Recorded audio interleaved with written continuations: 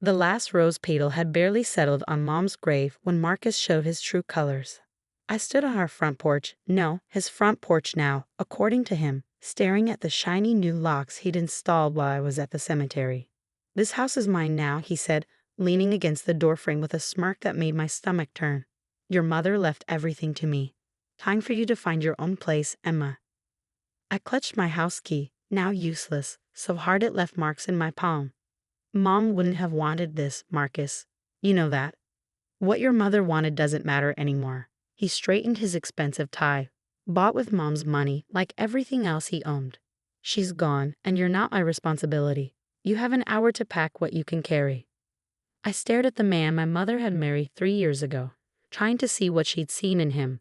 The charming businessman who'd swept her off her feet after Dad died, who promised to take care of us both. Now, with Mom gone, the mask had completely dropped. "My clothes are in there," I said, fighting to keep my voice steady. "My laptop, my photos of Mom." "Should have thought about that before you accused me of stealing your mother's medication, shouldn't you?" His voice was cold. "Actions have consequences, Emma. You're 23. Time to learn that lesson." The accusation had been true, of course. I caught him selling Mom's prescription pain medication during her final months, pocketing the money while she suffered. But when I tried to tell her, he convinced her I was jealous, unstable, trying to come between them. She'd been too weak, too medicated by then to see through his lies. "Fine," I said, straightening my shoulders. "Give me my hour." He stepped aside, gesturing mockingly for me to enter. The house I'd grown up in, where Mom and Dad had raised me, felt foreign now. Marcus had already started changing things, moving Mom's beloved artwork into the garage, replacing family photos with his tacky modern prints. I headed straight for my room, grabbing my backpack and the duffel bag from under my bed. What do you pack when your life is being erased? I took what clothes I could fit, my journal, the photo album I kept hidden in my closet. My hands shook as I grabbed Mom's old silver locket from my jewelry box, the one she'd given me the week before she died. "Keep this safe," she'd whispered, pressing it into my palm. "And remember, sweetheart, things aren't always what they seem." At the time, I thought it was just the medication talking. Now, looking at the delicate engravings on the silver surface, I wondered if there had been more to her words. 30 minutes, Marcus called up the stairs, his voice laced with satisfaction. I moved faster, grabbing my laptop, charger, and the small box of photos from under my bed. My eyes fell on the painting above my desk, a watercolor of our old lake house that Mom had done years ago. I reached for it, but Marcus appeared in the doorway. "The artwork stays," he said firmly. "Your mother's art collection is quite valuable. That's not going anywhere." I bit back a retort. Mom had painted that specifically for me on my 16th birthday. It wasn't part of her collection. It was a gift. But arguing with Marcus was pointless. I'd learned that lesson the hard way over the past 3 years. As I finished packing, my phone buzzed with a text from my best friend, Lucy. "Done at the cemetery. Want me to come over?" I typed back quickly, SOS. Marcus changed locks. "Kicking me out. Can I crash at your place?" Her response was immediate. "On my way. Don't let that bastard intimidate you." I shouldered my bags and took one last look around my room. The pale blue walls Mom and I had painted together, the window seat where I'd spent countless hours reading, the glow-in-the-dark stars on the ceiling from my astronomy phase in middle school. All of it about to become part of Marcus's property, like everything else he'd taken from us. Downstairs, Marcus was on the phone, probably with one of his sketchy business associates. "Yes, we can meet tomorrow. The house will be empty. Well, emptier." He laughed at his own joke, shooting me a smug look. I walked past him without a word, but he grabbed my arm. "One more thing," he said, covering the phone's mouthpiece. "Don't get any ideas about contesting anything. Your mother's will is ironclad. I made sure of that." I pulled away from his grip. "Goodbye, Marcus." Outside, Lucy's beat-up Honda was just pulling into the driveway. She jumped out, her dark eyes flashing with anger when she saw my bags. "He's really doing this? The day after the funeral?" She moved to help me with my duffel bag. "We should call the police." "And tell them what?" "That my stepdad is legally evicting me from his house." I shook my head. "Mom left everything to him, Luce. He's made that very clear." "It's not right," she insisted, glaring at the house. Your mom would never have wanted this. No, I agreed quietly. She wouldn't have. But she also wouldn't have wanted him stealing her medication or emptying her bank accounts while she was dying. Sometimes people aren't who we think they are. As we drove away, I watched my childhood home disappear in a side mirror. The rose bushes Mom had lovingly tended were already wilting. Marcus would probably tear them out soon, replace them with something more modern. Lucy squeezed my hand. You can stay with me as long as you need. My mom already said it's fine. Thanks, Luce. I managed a small smile. I just need a few days to figure things out. What was there to figure out? I had a decent job at the local library, but not enough saved for an apartment. Most of my savings had gone to helping with Mom's medical bills. Bills that mysteriously kept growing despite our insurance. Now I knew why. We stopped at a traffic light, and I found myself absently fingering Mom's locket. Something about its weight felt off, like it was heavier than it should be. I'd never actually opened it. Mom had been insistent about keeping it closed until the right time. What's that? Lucy asked, noticing my distraction. Mom's locket. She gave it to me right before. I swallowed hard. Right before she died. Made me promise to keep it safe. Lucy glanced at it curiously. Pretty. Looks old. It was her grandmother's, I think. I turned it over in my hands, studying the intricate engravings. That's when I noticed something strange. A tiny seam that didn't quite match the rest of the pattern. Luce, I said slowly, can we stop somewhere? I need to look at something. She pulled into the parking lot of a small coffee shop we used to frequent with Mom. My hands trembled slightly as I examined the locket more closely. The seam definitely looked intentional, like there was more to the locket than the usual photo compartment. Maybe there's a hidden catch? Lucy suggested, watching me turn it over and over. I pressed different parts of the design, trying to remember if Mom had ever mentioned anything special about the locket. Then I recalled her words. Things aren't always what they seem.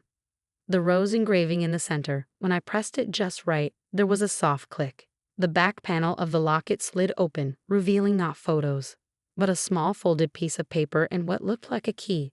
Holy shit, Lucy breathed, leaning closer. Your mom left you a secret message. My heart pounding, I carefully unfolded the paper. Mom's familiar handwriting filled the small space. My dearest Emma, if you're reading this, then my fears about Marcus were justified. I'm so sorry, sweetheart. I should have listened to you sooner, but I've made arrangements to protect you, arrangements Marcus knows nothing about. The key opens a safety deposit box at First National Bank, box number 247. Go there immediately. Ask for Patricia Winters. She's an old friend and she's expecting you. What you find in that box will change everything. I love you more than life itself. Stay strong. Justice is coming. Love, Mom. I stared at the letter, then at the key, my mind racing. Mom knew, I whispered. She knew what Marcus was really like. She was planning something. Lucy was already putting the car in gear. First National is still open for another hour. Want to find out what's in that box? I clutched the letter and key tightly. Yes, I do. As we drove toward the bank, I thought about all the little things that hadn't quite added up in Mom's final months. The whispered phone calls. The mysterious appointments she wouldn't explain. The way she'd insisted on keeping her old laptop even when Marcus offered to buy her a new one. Mom had always taught me that the truth finds its way out eventually. What truth had she been protecting? What had she hidden away in that safety deposit box that was worth all this secrecy? Lucy parked in front of the bank just as the sun was starting to set. Whatever's in that box, she said, squeezing my hand, I'm right here with you. I took a deep breath, gathering my courage. Let's go find out what Mom's justice looks like. The bank lobby was nearly empty as we approached the main desk. An older woman looked up from her computer, her eyes sharpening with interest when I asked for Patricia Winters. And you are? Emma Mitchell, Margaret Mitchell's daughter. The woman's entire demeanor changed. Of course. We've been expecting you. Follow me, please. As we walked toward the safety deposit box area, I could feel my heart pounding. Whatever Mom had left in that box, it was important enough to keep secret from Marcus, important enough to protect with all these precautions. Patricia Winters was waiting for us in a private viewing room. A slender woman in her 50s with kind eyes and Mom's favorite shade of lipstick. Emma, she said warmly, you look so much like your mother. I've been hoping you'd find your way here soon. You knew my mom. We were friends in college, and I helped her with some legal matters in recent months. Patricia's expression turned serious. She wanted to make absolutely sure you'd be taken care of, no matter what happened. She gestured to a table where a large safety deposit box waited. Shall we see what Margaret left for you? I held out the key with trembling fingers. Whatever was in that box, I knew one thing for certain. Mom had outplayed Marcus one last time, and I was about to find out how. The safety deposit box opened with a soft click that seemed to echo in the quiet room. Patricia stepped back, giving me space as I lifted the lid with trembling hands. Inside was a thick manila envelope, a laptop I recognized as Mom's old one, and a smaller box that looked like it held a USB drive. But what caught my eye first was a letter on top, marked "Read this first" in Mom's handwriting. Lucy squeezed my shoulder as I opened it. Dearest Emma, if you're reading this, then everything has happened as I feared it might. Marcus has shown his true colors, and you're probably feeling lost and betrayed. Don't be. I've been preparing for this moment for months. What you're about to learn will change everything. The laptop contains proof of all of Marcus's crimes, not just stealing my medication, but years of fraud, money laundering, and theft. The USB drive has backup copies of everything, plus recordings of conversations I had with him when he thought I was too medicated to remember. But the most important thing is in the manila envelope. My real will, witnessed and notarized 6 months ago, before Marcus could interfere. Everything I own, the house, my art collection, my investments, it all goes to you, Emma. Marcus's ironclad will is a forgery. My hands shook as I opened the manila envelope. Inside were dozens of documents, bank statements, property deeds, and Mom's true will, exactly as she described. But there was more. Your mother was very thorough, Patricia said softly. She knew Marcus would try something like this. That's why she came to me, not just as her friend, but as a forensic accountant. I looked up sharply. Forensic accountant. Patricia nodded. I've spent the last 6 months helping your mother document everything. Marcus thought you was so clever, hiding money in offshore accounts, selling her medication, forging documents. But he didn't know who he was dealing with. Lucy whistled low as she looked over my shoulder at the documents. Holy shit, Emma. Your mom was a genius. She was right. Page after page showed exactly how Marcus had been stealing from Mom for years, long before she got sick. Bank transfers, forged signatures, suspicious insurance policies, it was all there, meticulously documented. There's something else, Patricia said, reaching for the small box with the USB drive. Your mother made a video statement. Would you like to see it? I nodded, not trusting myself to speak. Patricia inserted the drive into a laptop she had ready, and suddenly Mom's face filled the screen. She looked tired but clear-eyed, obviously recorded during one of her better days. Emma, my darling girl, she began, and I felt tears start at the sound of her voice. By now you know the truth about Marcus. I'm so sorry I didn't believe you sooner when you tried to warn me. But I promise you, I made it right. She explained everything. How she first suspected Marcus was stealing from her. How she pretended to be more affected by the medication and she was to catch him in the act. How she worked with Patricia to document every crime. The art collection he's so eager to get his hands on. Mom smiled her old mischievous smile. Most of those paintings are actually high-quality forgeries. I sold the originals months ago and put the money in a trust for you. The real paintings are in a secure storage facility. Patricia has all the details. I couldn't help but laugh through my tears. Even at the end, Mom had been 3 steps ahead of Marcus.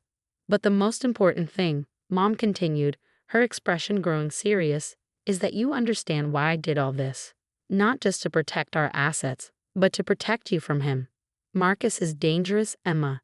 Not just greedy, but vindictive. That's why we had to let him think he won. Patricia paused the video. Your mother left very specific instructions about what happens next. Are you ready to hear them? I squared my shoulders, feeling stronger than I had in months. Yes.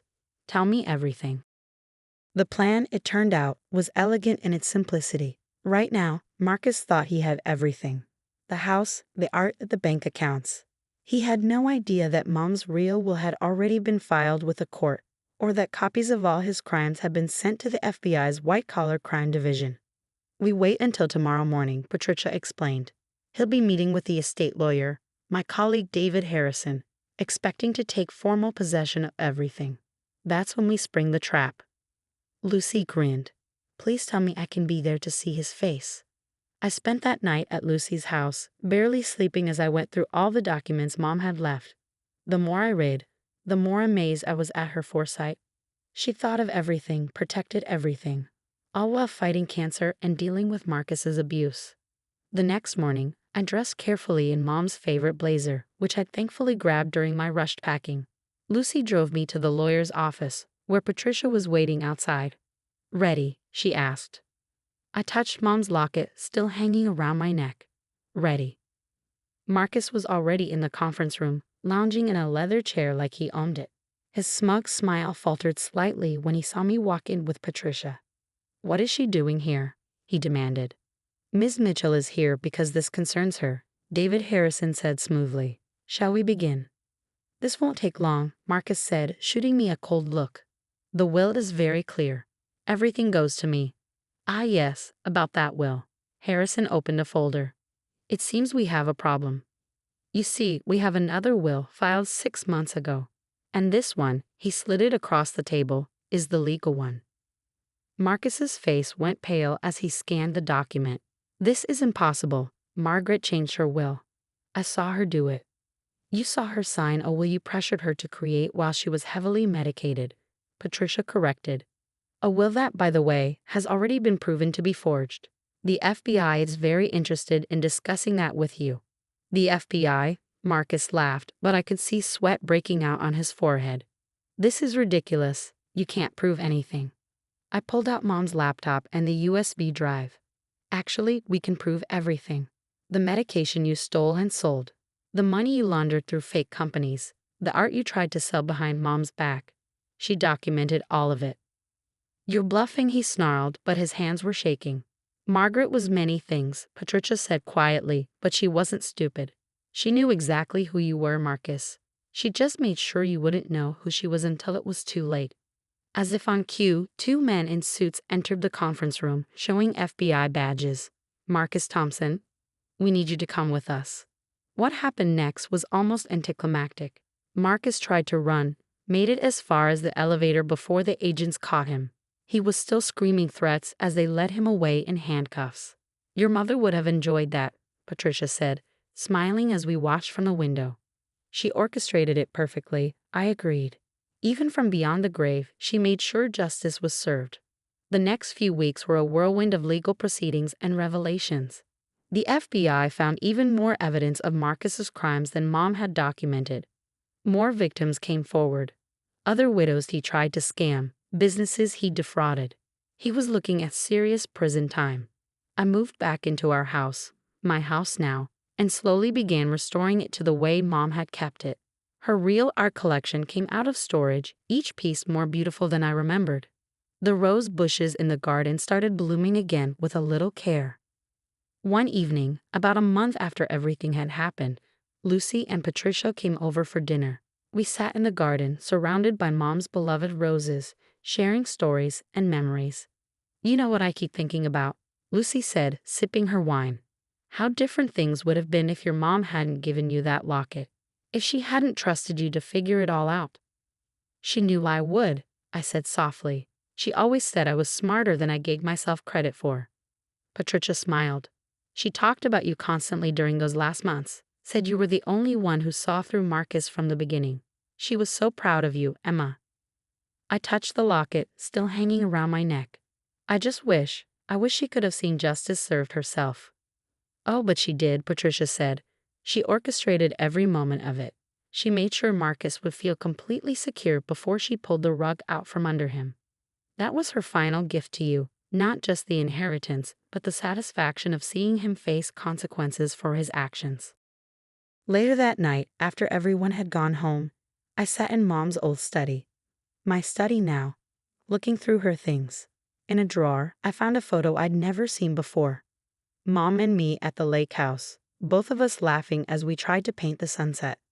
On the back, she'd written, "Remember, Emma, strength isn't about never falling. It's about how you rise after the fall. You, my darling, have always known how to rise." I placed the photo on my desk, next to the painting of the lake house I'd managed to rescue from Marcus's garage. Mom had been right. Justice had come, in its own time and in its own way. She'd made sure of that, protecting me one last time, while teaching me to protect myself. The roses in the garden were blooming more beautifully than ever now, their scent drifting in through the open window. Like Mom always said, the most beautiful flowers often grow from the hardest soil. You just have to be patient enough to wait for them to bloom. Marcus would spend years in prison, his crimes finally exposed to the world. The money he'd stolen was recovered, the people he'd hurt would see justice served. And I had not just my inheritance, but something far more valuable, the knowledge that my mother had been even stronger and smarter than I'd known. In the end, Mom had turned Marcus's greatest weapons, his greed and arrogance, against him. She let him think he was winning while she quietly built an insurmountable case against him. She protected not just me, but everyone else he might have hurt in the future. That night, I added my own note to the back of the photo. Thank you, Mom, for teaching me that the greatest strength often comes disguised as patience, and that justice, like your roses, blooms in its own perfect time. The house was quiet now, but it no longer felt empty. Every room held memories of Mom, not just in her things, but in the legacy of strength and wisdom she'd left behind. Marcus had tried to take everything from us, but in the end, he'd lost everything himself. And somewhere I knew Mom was smiling that knowing smile of hers, satisfied that justice had finally bloomed like her beloved roses, slow to grow, perhaps, but beautiful in its time.